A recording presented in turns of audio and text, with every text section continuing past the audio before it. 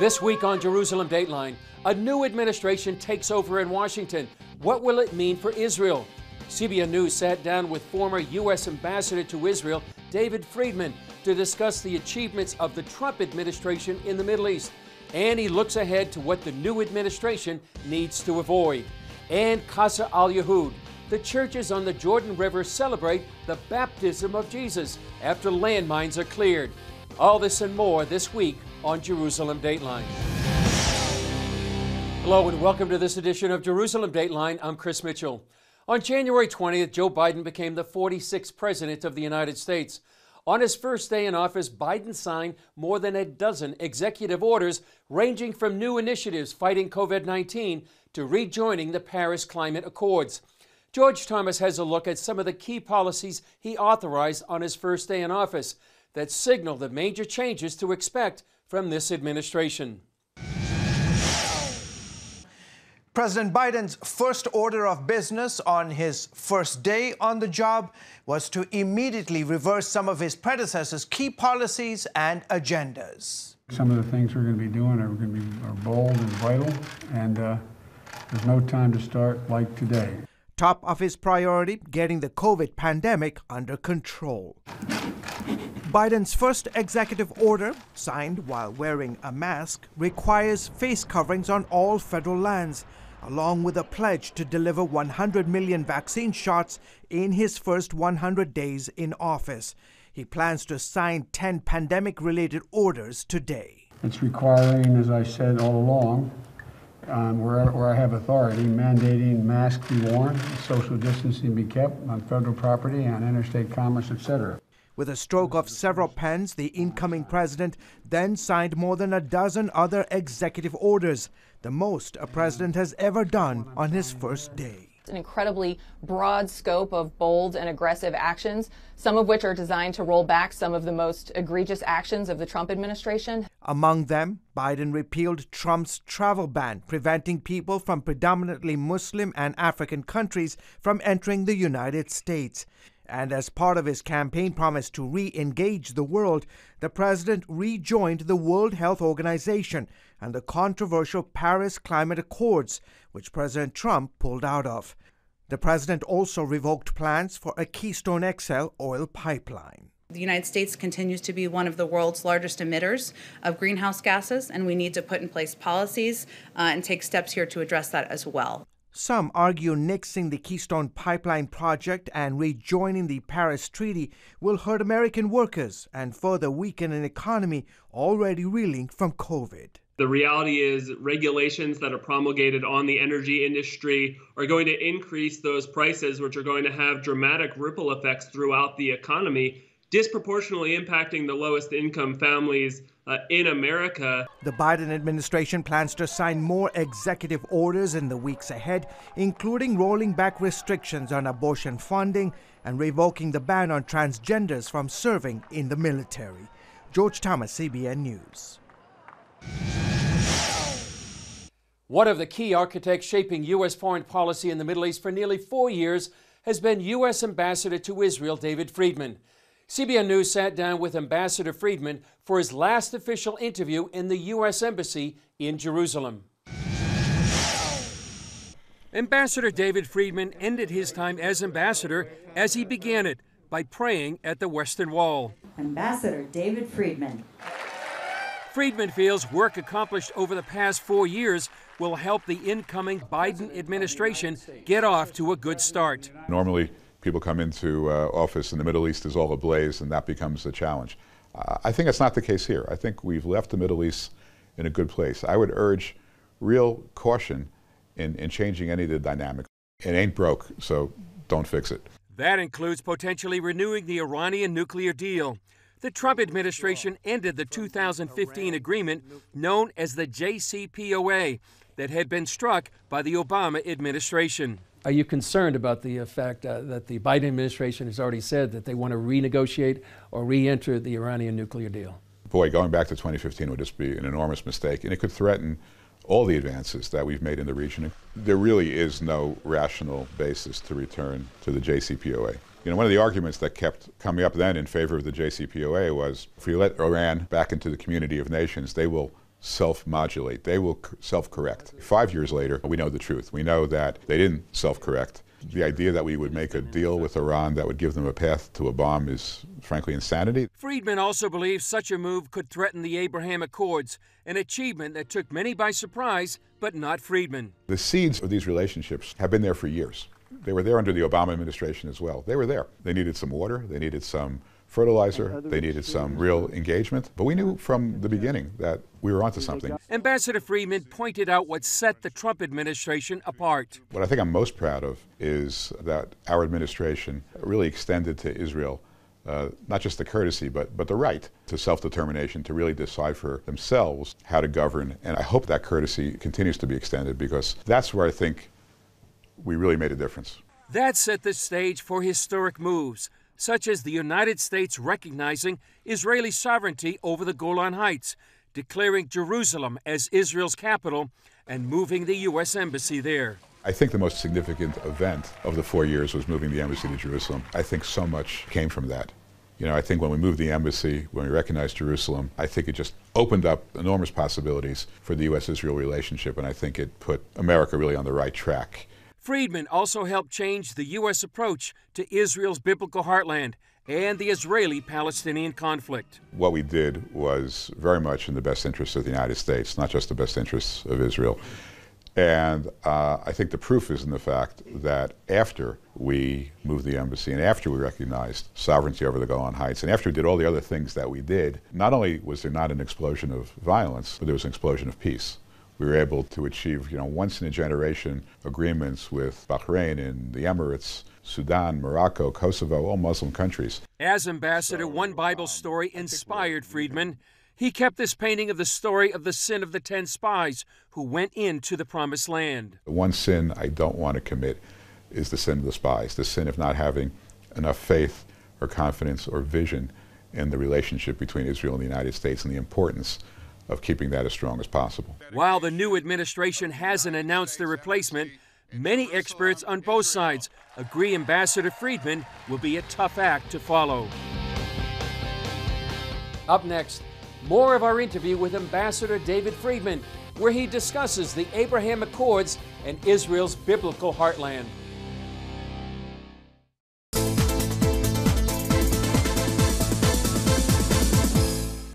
CBN Films presents. It's a very corrupt period in Jewish history at this time.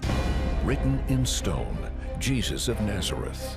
The emotion is one thing, but the scientific truth is something else. The life of Jesus changed the entire world. Jesus walked on this particular street. But what does archaeology say about where he lived his life? It's an authentic location in the life of Jesus. Join Gordon Robertson and unearth remarkable discoveries. Is it really the place where Jesus spent his last night on earth? Explore where Jesus traveled. Jesus went from one Jewish place to another Jewish place. Where he performed miracles. And he raised the little girl from the dead. And where he was tried by Pontius Pilate. Tradition is wrong.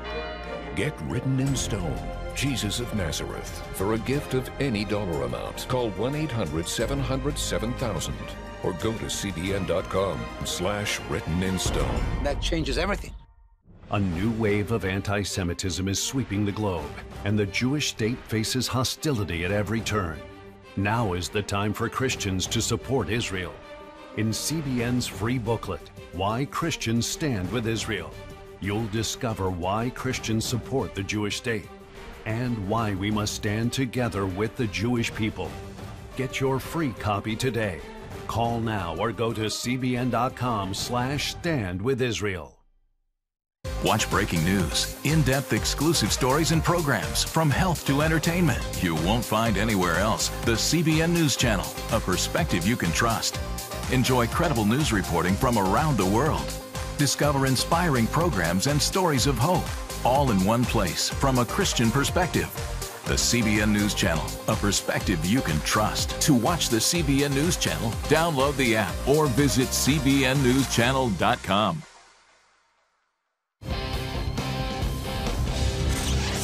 Here's more of our interview with Ambassador Friedman, where he addresses potential dangers to the Abraham Accords and the historic change in U.S. policy towards Israel's biblical heartland. Ambassador Friedman, great to see you again. Chris, great to be with you again. Yeah. One thing that you made history was the Abraham Accords. Does the Iranian nuclear deal threaten the Abraham Accords? Well, it does because, look, the Abraham Accords were, they're transformational. And of course, they're based on things that go beyond security. They're based on commercial interests and interests of tourism and a warm peace among peoples. But of course, there's also a common enemy, and that was a factor. I mean, all these countries were threatened by Iran, and to elevate that threat could easily cause some of these countries to start retreating into their own national security needs in a way that that might make it much more difficult for them to be as open as they are today. So I would hope that the Abraham Accords could survive anything. They're really important, but they're new, and they have to be nurtured. And I do think that the commonality of a common security front against Iran, joined by the United States, is a pillar. It's not the only pillar, but it's one of the pillars upon which these accords rest. One other thing you made history is you changed the whole paradigm to Israel's biblical heartland, Judea and Samaria. Looking back, how would you express the changes of the U.S. policy toward Judea and Samaria? Well, look, we brought that policy back to where it belonged. We actually changed it relative to the last 20 years. But if you go back to 1967, when Judea and Samaria became an issue, right? That's when Israel, recaptured the territory from Jordan. There's only one agreement since 1967 that all the litigants, all the conflicting parties agreed to. That was UN Resolution 242. While it's been subject to multiple interpretations, the U.S. interpretation, the one that, because we had our own people, Arthur Goldberg was our negotiator. Our interpretation was that Israel would withdraw from some, but not all of the territories that they captured. Now, they withdrew from 85% or more of it between Sinai and Gaza. They've withdrawn from, the vast majority of the territory that they captured. Judea and Samaria, if you look at our own interpretation of those days, was that the Jews had a better claim, the Israelis had a better claim to Judea and Samaria than any other competing claim. Sure, there should be a resolution. The parties should try to resolve it, but on the basis of a dispute to territory as to which the Israelis probably had the better claim. That was where we were in 1967. We got completely off track to the point where when we took office, we were coming in on the heels of UN 2334, which the U.S. supported. I mean, they abstained, but effectively they supported it because by abstaining, they enabled it to pass, which was a Security Council resolution that found the entirety of Judea and Samaria, East Jerusalem, the Western Wall, all illegally occupied territory. So we had gone way off track, and our goal was not to make new law. Our goal was to restore, the original intent of the parties, all the parties, when they got together back in 1967 to try to figure out the framework for resolving, the issues that stemmed from the Six-Day War. And I'm convinced that we're in the right place under international law. I'm certainly convinced that we're in the right place under the American view of international law. One thing that you and Israeli Prime Minister Benjamin Netanyahu did was sign an agreement back in October about Ariel University, and where you allowed U.S. investment or funds to go to across the Green Line and support scientific research. How important was that? It was very important. Look, is that sort of like a boycott of the U.S. funds that couldn't go to Judea and Samaria? When I learned that U.S. Research funding, we're talking about something which, by its nature, should be apolitical. Funding, research and science and better understanding. And here you have a university in Ariel, right, which is a major Israeli city. There's no scenario under which Israel would ever relinquish its control of Ariel, nor should it. And you have this university there with 16,000 students, probably at least 1,000 of whom are Palestinian. You have a model for peaceful coexistence in an academic environment among Jews and Arabs, Muslims, Christians. And here the United States is refusing to participate with it in academic research. To me, it was just an unthinkable outcome of these agreements. So yeah, we worked really hard to fix them, and we changed them all. And the United States no longer boycotts institutions over the Green Line. They never should have, but they don't anymore. Coming up, part 2 of our interview with Ambassador Friedman, his negotiations with the Palestinian Authority, and his relationship with evangelical Christians. Now, for a limited time, you can get 5 of CBN's critically acclaimed documentaries. Experience the rebirth of the modern state of Israel. The historic bond between the Jewish people and the land of Israel cannot be broken. Relive the battle for Jerusalem in the Six-Day War. Jerusalem is yours, forever. Discover how Israeli volunteers are changing the world. When people need us, we volunteer and we come and help.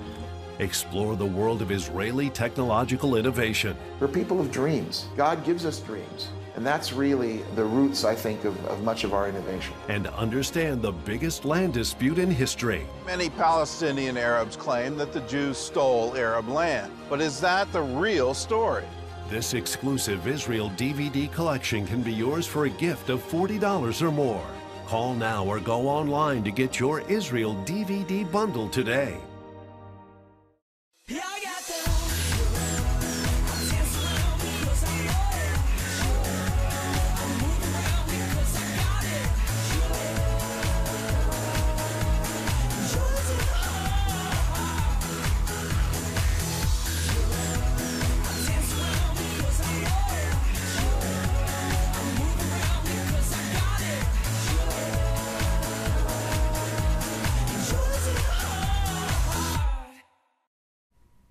Orphans Promise is committed to loving and serving at-risk children, to helping keep families together, and to creating opportunities for strong and sustainable communities around the world.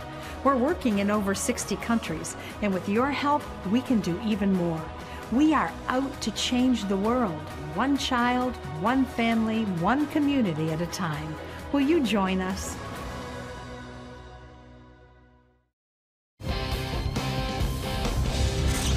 In part 2 of our interview with Ambassador Friedman, he discusses how the Trump administration dealt with the Palestinian Authority and his relationship with evangelical Christians. Going to the Palestinian-Israeli conflict, you again made history and changed the whole paradigm. How did you approach that and had the Peace to Prosperity plan that came out last January? I was asked by a reporter from the New York Times why we were punitive towards the Palestinian. I said, we were never punitive to the Palestinians. He said, well, isn't cutting off funding a punishment? And I said, absolutely not. Our policy towards the Palestinians was we demand a minimal level of accountability.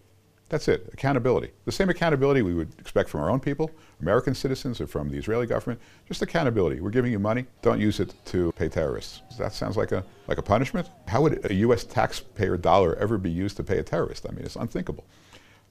We said, you want to have more autonomy? Well, you have to have religious freedom.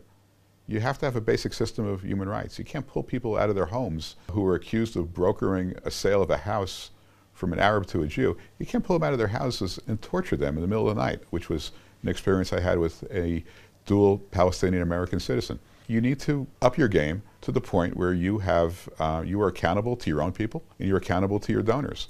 And that to us wasn't punishment.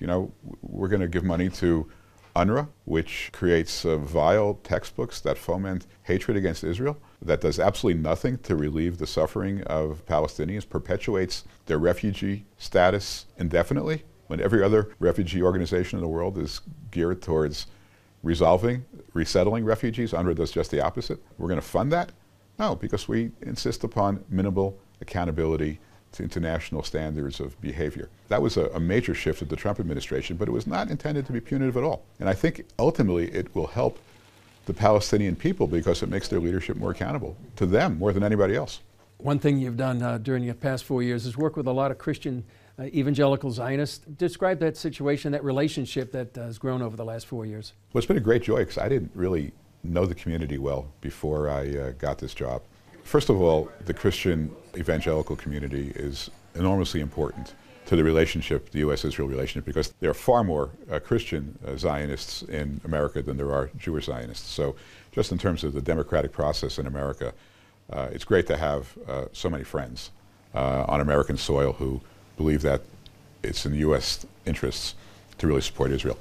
Separate from that, I really have made so many great friends, people who really I think really believe in the centrality of Israel, not just to their faith, but to their values. People who share my view. I mean, I'm completely aligned with the Christian community on this, that the values that make America great are the values that came out of Jerusalem, as where we're sitting now. You know, Isaiah says, out of Zion shall go forth the law. The great values, the great principles that informed our founding fathers when they said that in the Declaration of Independence that certain unalienable rights were endowed by our Creator. Well, how do they know that? They knew that by reading the Bible. And where did the Bible come from? It came from right here. So I think that, you know, to me, as I see the United States going through a very difficult time, my own view is that we've become too untethered to our foundational values. That's, I think we need to reconnect. And I'm not suggesting people, you know, necessarily become deeply religious, although I think that has a real intrinsic value in terms of anyone's personal growth. But just understand, you know, where we came from. We came from a common set of values rooted in the Bible. And the more we can study that and understand that, I think we'll see how, you know, all the things we're fighting over now are relatively trivial. And they ought to be easy to overcome. We ought to be able to come together based upon, you know, the roots of our nation, which again are deeply rooted in the Bible. And I think the Christian evangelical community has a role to play there, because they are such a large community. I think deeply respected within the United States. So, Ambassador Friedman, thanks for your time, and thanks for being with us on Jerusalem Dateline. Thanks, Chris. Thanks for having me. Really appreciate it. Up next, churches on the Jordan River and close to where Jesus may have been baptized come back to life. Thank you for watching Jerusalem Dateline. We're committed to providing you with unbiased reporting from the Holy Land. Through weekly broadcasts, podcasts, and online media, our vision is to reach millions around the globe with the true story of what's happening in Israel and the Middle East, all from a biblical and prophetic perspective. This is a big vision and is only made possible by the generous support of people like you. Call us toll-free at 1-800-700-7000 or go to cbn.com/JerusalemDateline and make a donation that will help spread the light of truth about Israel throughout the world. It was not my grace, but God, that I might come to the Irish nations to preach the gospel. Now available from CBN Films, I Am Patrick. Get your DVD for a gift of $15 or more. What brings you back, Roman? People thought that this mission was crazy, that his efforts to Christianize Ireland were doomed to failure. From slave to missionary. Who among you heeds the call? Why would this man put himself in danger among enemies who do not know God? From sinner to saint. Patrick's story began a chain of events that is quite remarkable in the impact that it had. I am Patrick. Those are the words that begin the history of Ireland. I Am Patrick. Get your DVD of this inspiring documentary today. Call 1-800-700-7000 or go to cbn.com.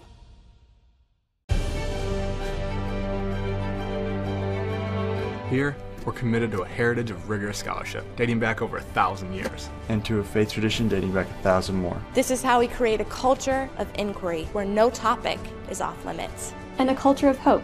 Anything's possible! It's Christian leadership. And it's changing the world for the better.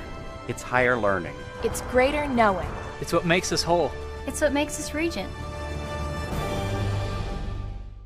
Hey, if you're tired and exhausted all day, you can't think clearly, and you really just need a cup or even a pot of coffee to get through your day, then join me, Dr. Josh Axe, for this new series where I'm going to teach you how to transform your diet and use essential oils and supplements to get a better night's sleep. Wake up to your best life. Call 1-800-700-7000 to get your free DVD or booklet of Protect Your Sleep today. Although the pandemic is keeping Christians and others from visiting the Holy Land, Israel is helping local Christians under lockdown celebrate their feast. CBN Middle East correspondent Julie Stahl shows us how.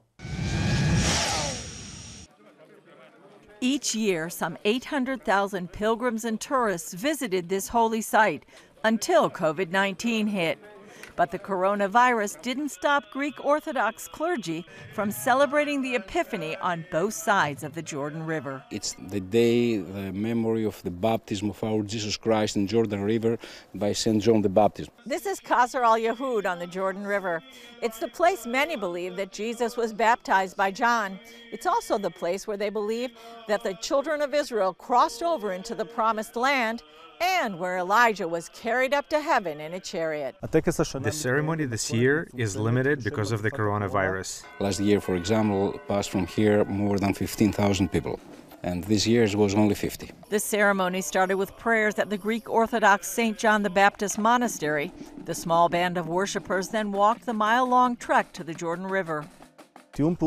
We're doing everything that we can in order to allow the Christian ceremonies at the baptismal site in order to ensure freedom of religion and freedom of worship, and especially to protect the safety and health of the believers. Israel's side of the baptismal site opened to visitors in 2011, although the 250 acres around it, known as the land of the monasteries, remained off limits until now. 7 churches have property here. After the Six-Day War, this was actually a war zone, and there were a lot of mines that were put in the soil in this area. As you can see, the border between Israel and Jordan is very, very close by. Sharon Regev from Israel's Foreign Ministry says that allowed terrorists to easily infiltrate and use the monasteries for hiding and as a base to carry out attacks. For many decades, it was very hard to get into the monasteries to pray and do the worship. Due to those concerns, authorities blocked access to most places beginning in the 70s. In recent years, both the Israeli Ministry of Defense, together with the Halo Trust, invested a lot of efforts in removing all these mines and having the worship come back to the land of monasteries. That allowed the Franciscan Chapel, built in 1956, to hold its first service in 54 years. The land of the monasteries is considered part of the West Bank, but under Israel's security control. Thank God that the army is responsible, and we have a very good communication with them. They help us. Regev says Israel is committed to freedom of religion and access to the holy sites. As the only democracy in the Middle East, we would like to be sure that we guarantee full access to all the holy sites and freedom of worship for all the different religions to come here and to worship and to enjoy their faith. And everyone is hoping for a return of the tourists and pilgrims once the pandemic passes. Julie Stahl, CBN News, Qasr al-Yahud, the Jordan Valley. Well, hopefully tourists will be able to visit Qasr al-Yahud themselves very soon. Well, that's all for this edition of Jerusalem Dateline. Thanks for joining us. Please remember to pray for the new U.S. administration and for the peace of Jerusalem. And remember, you can follow us on Facebook, Twitter, Instagram, and YouTube. You can also access CBN content through our CBN News and other CBN apps. And don't forget to sign up for our email blasts so you can continue to receive all of our exciting CBN content. I'm Chris Mitchell. We'll see you next time on Jerusalem Dateline.